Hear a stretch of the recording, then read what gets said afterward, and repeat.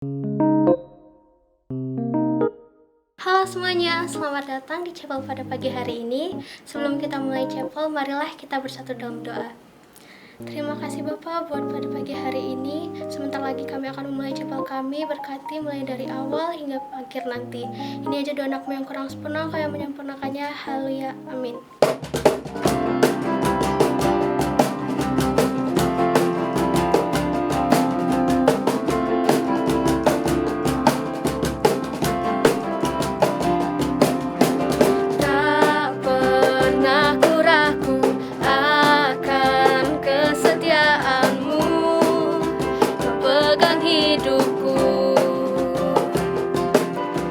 Sepenuh jiwaku, ku yakin dan percaya Kau tuntun langkahku. Yesus, Kaulah Raja dalam hidupku, berkuasa berjaya untuk selamanya. Hanya Kau Tuhan, sumber kekuatan, kuasa-Mu tercurah bagiku senantiasa. Denganmu Tuhan, ku kan berjalan dari kemuliaan sampai kemuliaan selamanya.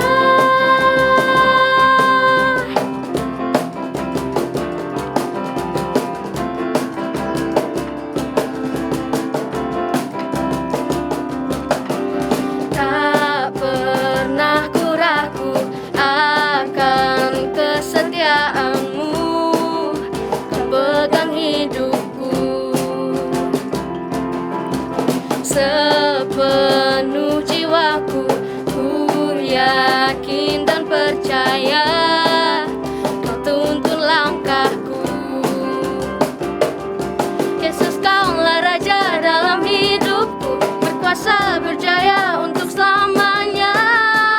Hanya Kau Tuhan, sumber kekuatan, kuasa-Mu tercurah bagiku senantiasa. Denganmu Tuhan, ku kan berjalan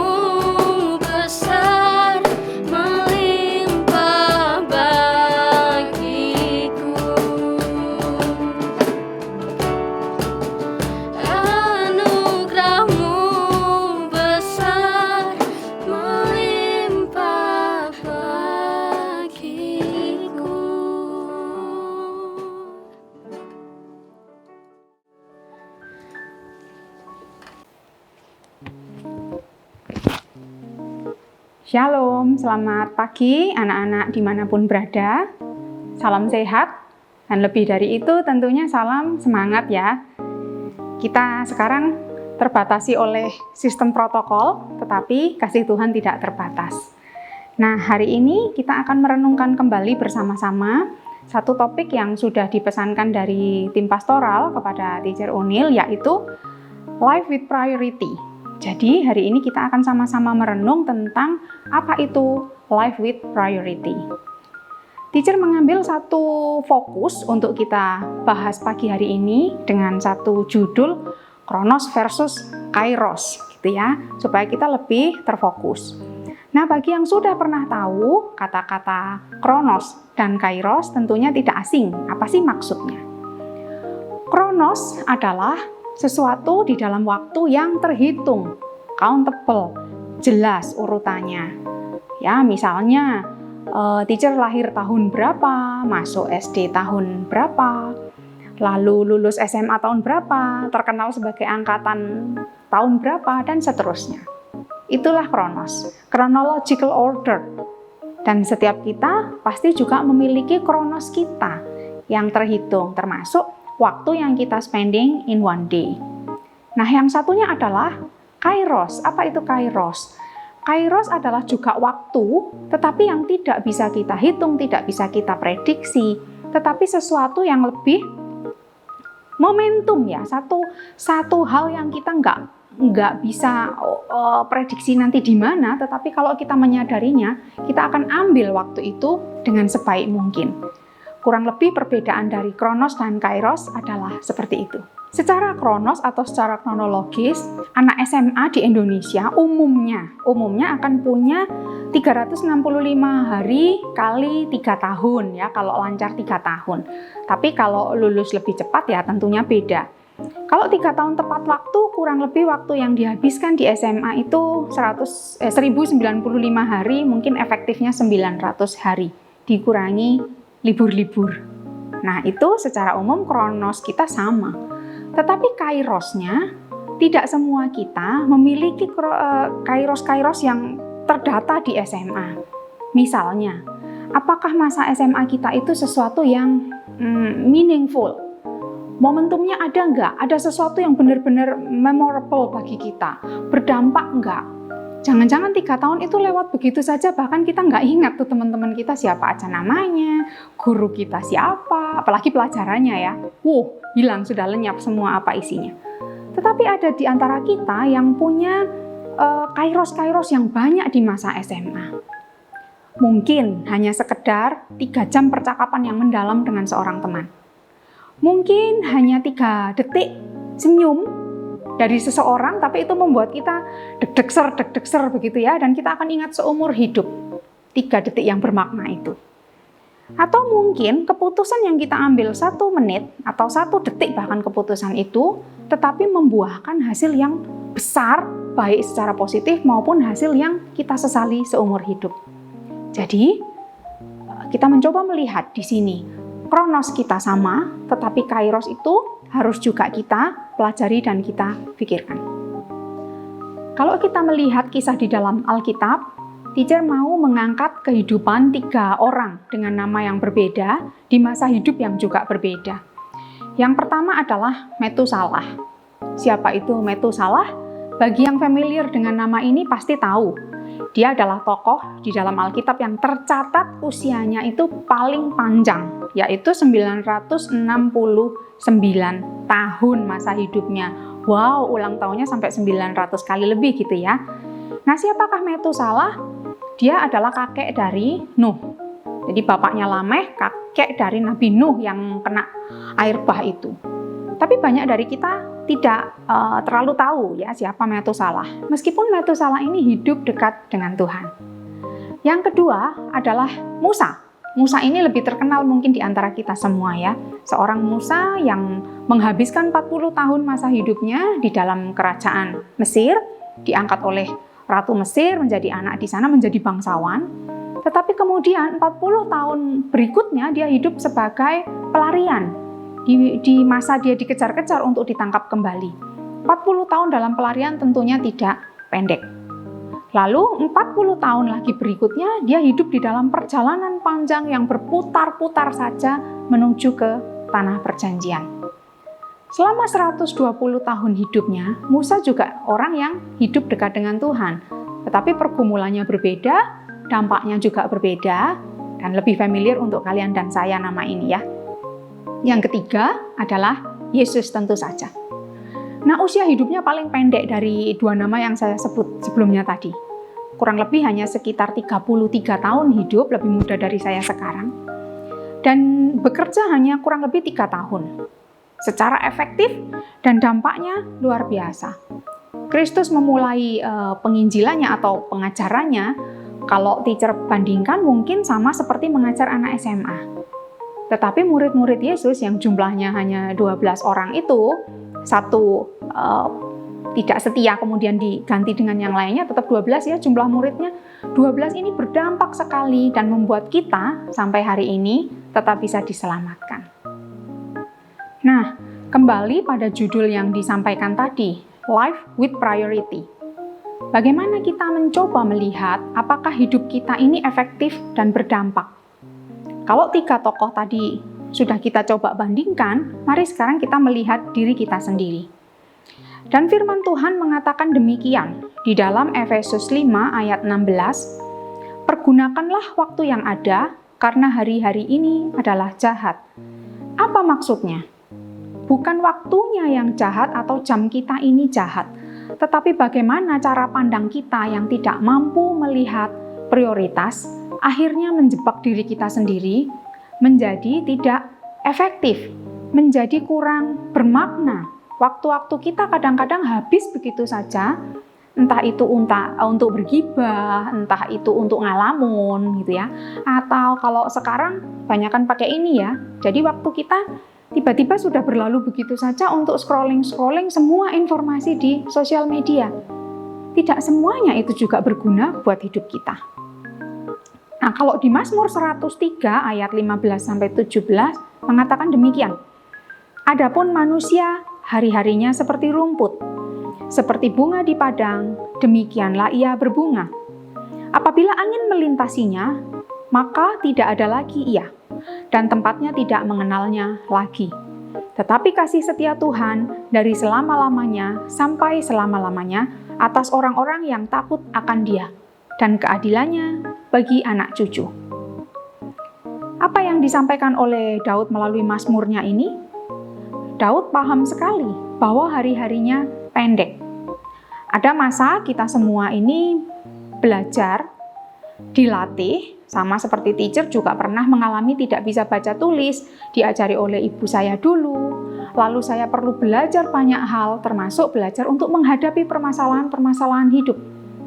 Lalu kemudian ada masanya kita memasuki fase seperti bunga di padang, berbunga gitu ya, mekar, waduh lagi strong-strongnya, lagi hebat-hebatnya, lagi kuat-kuatnya.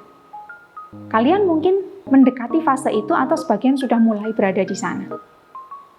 Banyak punya prestasi, banyak punya gebetan gitu ya, banyak bisa lari ke sana ke sini dengan tidak terbatasi oleh fisik. Tetapi itu tidak selamanya. Nanti akan ada fasenya, ketika angin melintasinya, maka tidak ada lagi ia. Apa artinya? Semua kita punya batasan masa hidup.